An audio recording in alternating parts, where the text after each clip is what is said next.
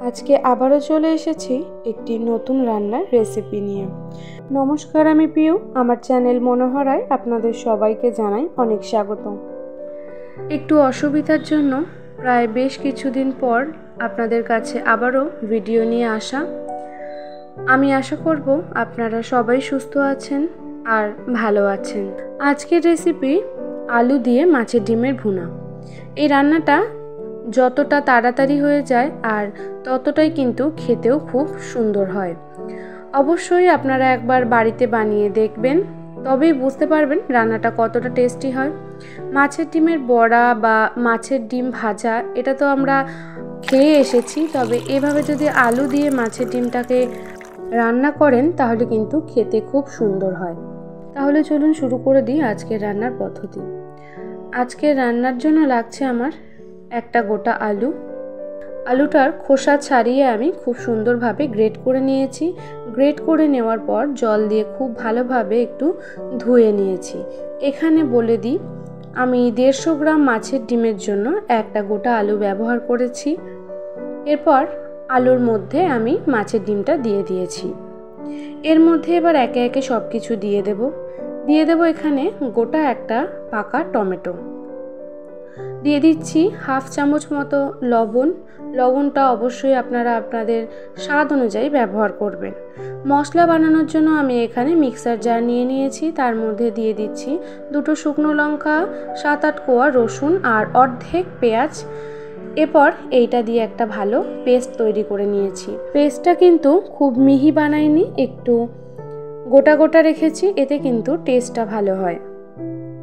এরপর এই মাছের ডিমের মধ্যে এবার রসুন, পেঁয়াজ আর লঙ্কার পেস্টটা দিয়ে দেব। সব কিছু দিয়ে খুব ভালোভাবে মেখে নেব। আর এখানে দিয়ে দিচ্ছি 2 কাঁচা লঙ্কা। কাঁচা লঙ্কা 2 চিড়ে নিয়েছি। এরপর সব কিছু দিয়ে খুব ভালোভাবে একটু মেখে নিচ্ছি। এখানে এবার দিয়ে দিচ্ছি 2 টেবিল চামচ মতো সর্ষের তেল। সর্ষের তেল দিলে কিন্তু ফ্লেভারটা খুব ভালো আসে, তাই আমি এখানে সর্ষের তেল ব্যবহার করেছি। আপনারাও চেষ্টা করবেন সর্ষের তেল ব্যবহার করার। এখানে দিয়ে দিলাম এবার অর্ধেক পেঁয়াজ।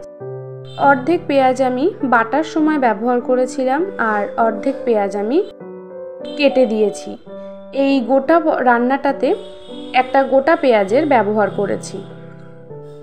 এরপর রান্না করার জন্য একটা ফ্রাইং প্যান বসিয়ে দিয়েছি। তার মধ্যে দিয়ে দিচ্ছি বেশ কিছুটা পরিমাণ তেল। তেলটা গরম হয়ে গেছে। এরপর এখানে ডিমের মিশ্রণটা দিয়ে দিচ্ছি।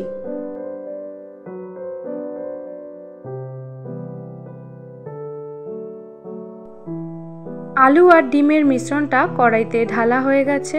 এরপর খুন্তির সাহায্যে খুব ভালোভাবে ডিমটাকে কড়াইয়ের চারিদিকে একটু ছড়িয়ে নিচ্ছি, যাতে সব দিকটাই খুব ভালোভাবে রান্না হয়।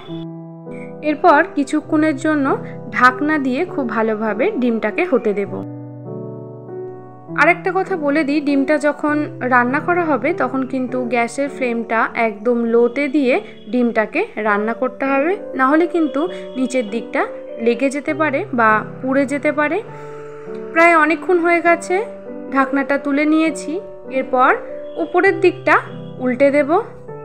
আর এখানে কিন্তু এক পিঠ খুব ভালোভাবে হয়ে গেছে, একটু লালচে লালচে কালার চলে এসেছে। ঠিক এইভাবেই কিন্তু ভেজে নিতে হবে ডিমটাকে। এক পিঠ হয়ে গেলে আরেক পিঠ উল্টে দিতে হবে।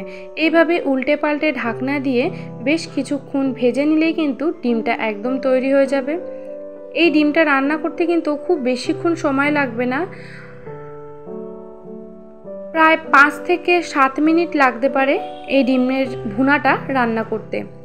আর অসম্ভব সুন্দর হয় খেতে এই ডিমের ভুনাটা। অবশ্যই আপনারা কিন্তু বাড়িতে একবার তৈরি করে দেখবেন, তাহলেই বুঝতে পারবেন। দেখুন, কথা বলতে বলতে কিন্তু আরেক পিঠও হয়ে গেছে।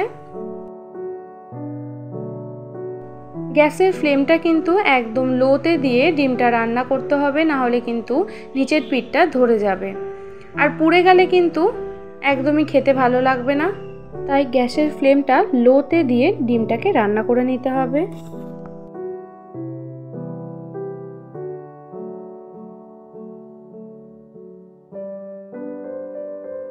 এখানে আরেকটা কথা বলে দিই, আমি কিন্তু মাছের ডিম রান্না করার জন্য কোনো হলুদের ব্যবহার করিনি।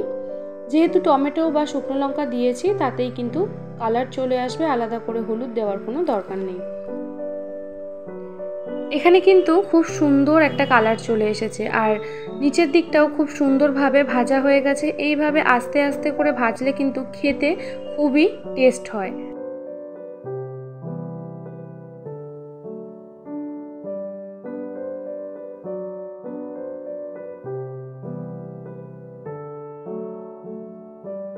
এখানে কিন্তু খুব সুন্দরভাবে ডিমের ভুনাটা তৈরি হয়ে এসেছে। নিচের পিঠটাও কিন্তু দেখুন খুব সুন্দরভাবে ভাজা হয়ে গেছে। আমাদের প্রায় সবার কাছেই মাছের ডিম খুবই প্রিয় জিনিস, তাই মাছের ডিমের বড়া বা মাছের ডিম ভাজা আমরা অনেক সময় খেয়ে থাকি। তবে আলু দিয়ে এইভাবে মাছের ডিমের ভুনা একবার করে দেখুন, গরম ভাতে কিন্তু এর স্বাদ অতুলনীয় হয়। একবার বানালে কিন্তু বারবার বানাতে ইচ্ছা করবে, যেহেতু এটা বানাতে একদমই ঝামেলা লাগে না, খুব কম সময়ে এটা হয়ে যায়। এরপর মাছের ডিমের ভুনাটা একটা বাটিতে ঢেলে নিচ্ছি। আমার আজকের এই মাছের ডিমের ভুনার রেসিপি আপনাদের কেমন লাগলো অবশ্যই কিন্তু কমেন্ট করে জানাতে ভুলবেন না। আর যদি ভালো লেগে থাকে তাহলে একটি লাইক, শেয়ার এবং সাবস্ক্রাইব করে দেওয়ার অনুরোধ রইল। যেহেতু আমার চ্যানেলটা নতুন, তাই যারা যারা প্রথমবার দেখবেন তাদের কাছে একটা সাবস্ক্রাইব করে দেওয়ার অনুরোধ রইল, কারণ আপনাদের একটি লাইক, শেয়ার এবং সাবস্ক্রাইবে আমি অনেক জোর পাই পরের ভিডিও বানানোর জন্য। আশা করব আপনারা সকলেই খুব ভালো থাকবেন, সুস্থ থাকবেন। আজকে এই পর্যন্তই, দেখা হবে পরের ভিডিওতে। ধন্যবাদ।